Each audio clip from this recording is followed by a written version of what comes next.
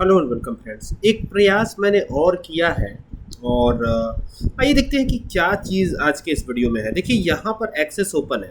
अब ये एक्सेस से ही रिलेटेड है और इवन एक्सेस से ही नहीं बल्कि एक्सेस और पाइथन दोनों से रिलेटेड है। लास्ट वाला जो डेटाबेस दिख रहा है वो कौन सा दिख रहा है? डेटाबेस 54। बाकी इधर अगर मैं नीचे इसको स्क्रॉल कर देता हूँ तो और कोई ऐसा डेटाबेस नहीं है। ठीक है, देख लीजिए आप यहाँ पर डेटाबेस और तो है नहीं। मोर डेटाबेस पे अगर जाते हैं तो आप देख लीजिए कौन कौन से डेटाबेसेस यहाँ बने हुए हैं। आप इसको आराम से देख सकते हैं। ठीक है, लास्ट में एक 471 है, ये पुराना डेटाबेस है। बाकी सारी चीज़ें आप देख सकते हैं किस प्रकार से ये बना हुआ है। सारे डेटाबेस मैंने आपको दिखा दिए हैं, किस किस नाम से डेटाबेस बना हुआ है, सारी चीज़ें आपको क्लियर है। ठीक है, यहाँ पर एक हमारे पास पाइथन का कोड है। अब ये कोड क्या है उसको देखने के लिए ज़रा सा हम इसको मिनिमाइज़ करते हैं। बाकी तो डेटाबेस 54 आपको दिख रहा है। यहाँ पे पाइथन के कोड पे आते हैं तो ये हमारा पाइथन का कोड है। एक चीज़ ध्यान रखिएगा कि ये जो कोड है ना, इसको लिखते वक्त आपको एक मॉड्यूल को इंस्टॉल रखना होगा, उसका नाम है PyODBC। क्योंकि अगर आपको पाइथन को कनेक्ट करना है माइक्रोसॉफ्ट एक्सेस से तो आपको PyODBC तो इंस्टॉल करना ही होगा। ठीक है, तो PyODBC इंस्टॉल कर लीजिएगा। अब इसमें होगा क्या, देखिए ये पूरा कोड आप देखेंगे तो आपको काफ़ी सारी चीज़ें क्लियर हो जाएंगी। यहाँ पे तो ये वाला वो कोड है। देखिए पहले तो मैंने यहाँ पे OS मॉड्यूल इंस्टॉल किया है। ठीक है, फिर PyODBC किया है। ठीक है, उसके बाद टेबल बनेगी, फिर टेबल का पहले डाटाबेस बनेगा, फिर टेबल बनेगा, फिर टेबल के अंदर रिकॉर्ड इंसर्ट करे जाएंगे। तो वो तमाम चीज़ें जो है यहाँ पर होती हुई नज़र आ रही हैं। देखिए ये, ठीक है ना। फिर यहाँ पर रिकॉर्ड इंसर्ट होगा तो ये आ गया। फिर यहाँ पर इस तरीके से चीज़ें होती चली जाएंगी। ठीक है ना। अब देखिए ये लिखा हुआ आएगा, सबसे पहले इंटर योर डाटाबेस नेम, फिर टेबल का नेम आएगा कि टेबल का नेम इंटर कीजिए। फिर इसमें आप देख सकते हैं किस प्रकार से, और फिर लास्ट में डेटा आपका अपडेट हो जाएगा। तो ये पाइथन का कोड है जो कि सीधा माइक्रोसॉफ्ट एक्सेस पर डेटाबेस बनाने, टेबल बनाने, टेबल में फील्ड्स नेम एंटर कराने और सारी चीज़ों को अपडेट करने के काम आता है ना। तो अभी इसको चलाने की ज़रूरत है। चलाने के लिए क्या करना पड़ेगा? चलाने के लिए हमें F5 शॉर्टकट की प्रेस करनी होगी। अब यहाँ देखिए सीधा लिखा हुआ आ रहा है डाटाबेस किस नाम से बनाना चाहते हैं। तो अगर मान लीजिए हम डाटाबेस बनाना चाहते हैं डाटाबेस 460 के नाम से, तो ये डाटाबेस बन गया। ठीक है, कह रहा है क्रिएटिंग डाटाबेस। अब ये बन के गया कहाँ है? देखिए ये जो है ना पाथ, देखिएगा ये जो पाथ है, ये पाथ याद रखिएगा आप, इसी में गया है और .mdb फाइल एक्सटेंशन के साथ गया है। ठीक है, अब हम यहाँ पे आते हैं। कहते हैं टेबल बनाइए। तो टेबल किस नाम से बनाया? तो टेबल 360 नाम से मान लीजिए हमने बना लिया। ठीक है, तो कह रहा है कि टेबल तो बन गया। अब इसमें रिकॉर्ड फील्ड नेम इंसर्ट करने हैं, तो हाँ इंसर्ट करने हैं। तो पहले रोल नंबर इंसर्ट कराएंगे, तो ये हो गया रोल नंबर। तो ये रोल नंबर हो गया पहला फील्ड नेम। रोल नंबर का डेटा टाइप क्या होगा? तो यहाँ पे हम कर देते हैं इंटीजर। तो ये हो गया इंटीजर और एंटर जैसे ही किया तो ये फिनिश हो गया। अब कह रहा है कि नेक्स्ट फील्ड नेम एंटर कीजिए, तो यहाँ नेम कर देते हैं। नेम हो गया, डेटा टाइप हम टेक्स्ट रखेंगे, टेक्स्ट 50 जो भी दे रहा है इसमें। तो ये हो गया टेक्स्ट 50, एंटर कर दिया। कह रहा है फिनिश करना है कि कुछ और भी, तो क्लास चाहे तो एंटर करवा सकते हैं, या फिर अगर आपको फिनिश करना है तो यहाँ लिख दीजिए डन। तो ये डन हो जाएगा। और ये अब कहेगा ना रोल नंबर एंटर कीजिए, तो पहला रोल नंबर हो गया, नाम हो गया RM राम। ठीक है, तो रिकॉर्ड इंसर्ट हो गया। और रिकॉर्ड इंसर्ट कराना है कि नहीं कराना है ये पूछ रहा है आपसे कि करा दिया जाए। तो अगर कराना है तो यस कर दीजिए आप। फिर कहेगा कि रोल नंबर एंटर कीजिए इंटीजर में, तो रोल नंबर 2 कर दिया हमने। और यहाँ पे एक और नाम कर देते हैं राजेश, तो ये एक और नाम हो गया, है ना। तो ये भी रिकॉर्ड अपडेट हो गया, है ना। रिकॉर्ड अपडेट हो गया। और कराना है तो नीचे और का भी ऑप्शन है, देखिए यहाँ पे दे भी रहा है। इसको थोड़ा स्क्रॉल करेंगे तो दिखेगा। तो यहाँ पे यस कर सकते हैं और फिर यहाँ पे 3 कर दीजिए। फिर यहाँ पे रितेश एक और नाम दे दिया हमने। तो अब आप देखिए कि इसमें रिकॉर्ड इंसर्ट होते चले जा रहे हैं। अगर फिर यस करेंगे तो फिर रिकॉर्ड अपडेट हो जाएगा। ठीक है, जैसे एक और नाम सुमन लिख देते हैं यहाँ पे, तो ये हो गया। और अब देखिएगा ये तो रोल नंबर में हमने एंटर कर दिया, इंटीजर एंटर करना था, गड़बड़ हो गया।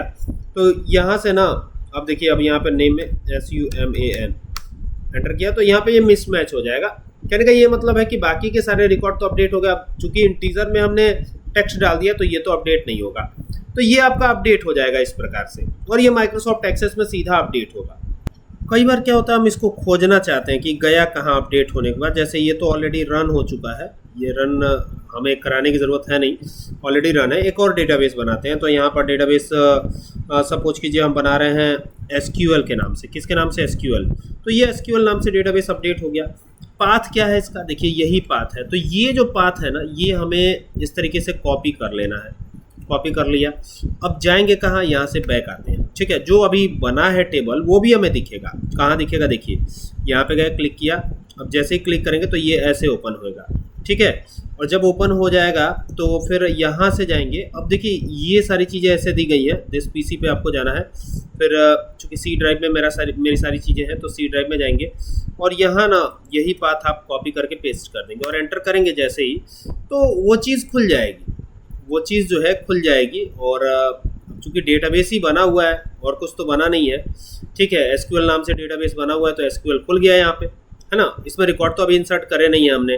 अब देखिएगा, अब जरा यहाँ से बैक आते हैं। यहाँ से बैक आ गए हम, हालांकि इसको मिनिमाइज रखा है मैंने। अब यहाँ पर आते हैं तो टेबल ही खाली बनी है। पुरानी वाली टेबल हम देख नहीं रहे, नया वाला जो बनाया अभी वो देख रहा हूँ मैं। ठीक है, एसक्यूएल टी क्या लिखूँगा मैं? टेबल का नाम एसक्यूएल। अब देखिए यहाँ पे ये शिफ्ट काम नहीं करेगा। ये देखिए यहाँ पे ये काम नहीं कर रहा है।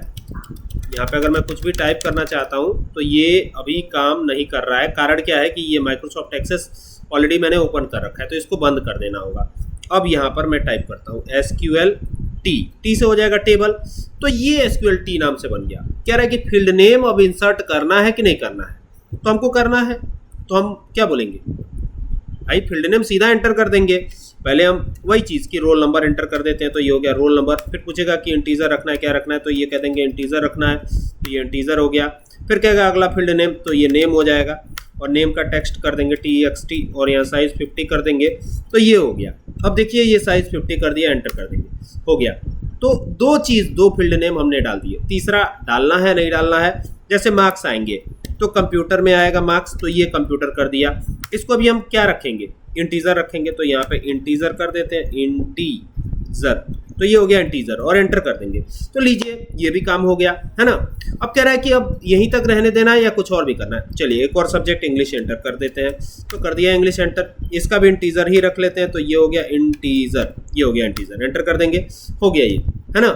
तो इस प्रकार से ये काम होता जाएगा। और यहाँ पर आप फिनिश कर सकते हैं, FINISH फिनिश भी कर सकते हैं। तो ये खत्म हो गया। अब कह रहा है कि ये टाइप कीजिए फिनिश। चलिए हम यहाँ पे क्या करते हैं ना, सब कुछ तो हो गया है, सब कुछ तो हो ही गया है, सब कुछ ओके है। तो यहाँ पे हम फिनिश करते हैं, FINISH। ये हो गया फिनिश। ये कैपिटल में ही क्यों ना लिख दिया जाए, या स्मॉल में भी लिख सकते हैं। यहाँ पे करते हैं FINISH फिनिश। ठीक है, डन, DONE डन कर देंगे, डन हो गया। यहाँ पर वापस आते हैं, यही था ना।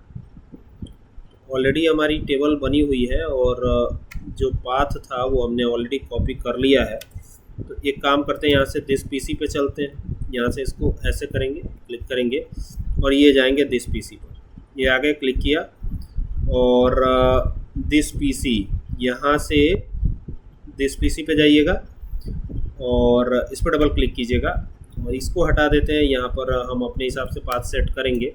तो ये हमारा पाथ है और यहाँ पर तो ये ओपन हो गया। देखिए अभी इसमें टेबल कोई बनी हुई दिखाई नहीं दे रही है। कारण यही है कि हमने वो कोड हटा दिया है। तो एक बार अब फिर चलाएंगे, डेटाबेस अपडेट करने की कोशिश करते हैं दोबारा से। अपडेट होता है नहीं होता है ये देखना होगा। यहीं पे हम अपडेट कर लेंगे। तो अब फिर से वो आ गए। तो SQL2 कर देते हैं। SQL2 नाम से ये बन गया। टेबल का नेम SQLT कर देते हैं, तो ये SQLT बन गया। फील्ड नेम, नेम ये कर लिया, NAME नेम। और यहाँ पे नेम का डेटा टाइप पूछ रहा है, तो TEXT, पहले TEXT टेक्स्ट 50, ये नेम का डेटा टाइप है हमारा। अब कह रहा है दूसरा फील्ड नेम, तो कंप्यूटर कर देते हैं। और इसका जो होगा ना, ये क्या होगा, इंटीजर होगा। तो इंटीजर कर लीजिए और एंटर कर दीजिए। फिर यहाँ कह रहा है कि फील्ड नेम यहाँ पे अब रोक दिया जाए या कुछ और भी देना है। तो यहाँ इंग्लिश कर देते हैं, एक और दे देते हैं। तो ये इंग्लिश दे दिया हमने और इसका भी इंटीजर कर दिया हमने और एंटर कर दिया। अब एंटर कर दिया तो कह रहा है और भी देना है, तो यहाँ पे डन कर देंगे, नहीं देना है तो डन हो गया। तो डन हो गया तो अब कह रहा है कि एंटर द नेम टेक्स्ट, तो पहला नाम यहाँ पे युवराज, ये हमने एंटर कर दिया। अब यहाँ पे कह रहे कंप्यूटर में कितने मार्क्स आए, तो आउट ऑफ 100 मान लीजिए 22 नंबर पाया ये, ठीक है। अंग्रेजी में कितना पाया, 11 पाया, ठीक है। तो रिकॉर्ड अपडेट हो गया, इंसर्ट हो गया सक्सेसफुली।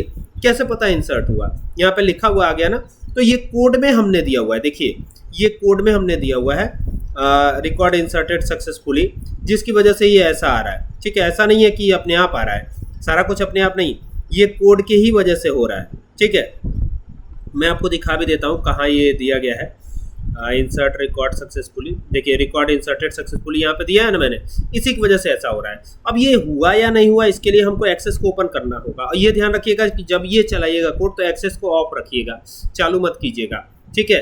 अब ये देखिए यहाँ पर ये एसक्यूएल बन गया है कि नहीं बन गया है, ये हमारा एसक्यूएल बना हुआ है। यहाँ पे देखिए ये पहले वाला है ना, लेकिन हमको वो पाथ पता करना पड़ेगा, वो पाथ कौन सा था जहाँ पर ये सारी चीज़ें बनी है, ठीक है। डिटेल ये सारा बना हुआ है, तो वो पाथ हमको कॉपी कर लेना है, ठीक है। मैं एक बार और चला लेता हूँ, इससे हमें पता चल जाएगा, कम से कम अनुमान लग जाएगा कि वो पाथ कौन सा है, ठीक है।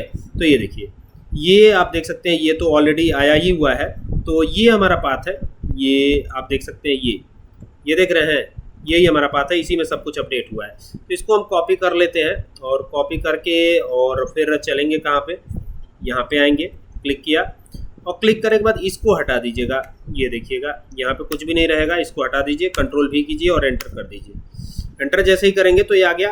टेबल भी बनी हुई है, इसके पहले टेबल नहीं बनी हुई थी, इनेबल कंटेंट कर लेते हैं और यहाँ पे आते हैं।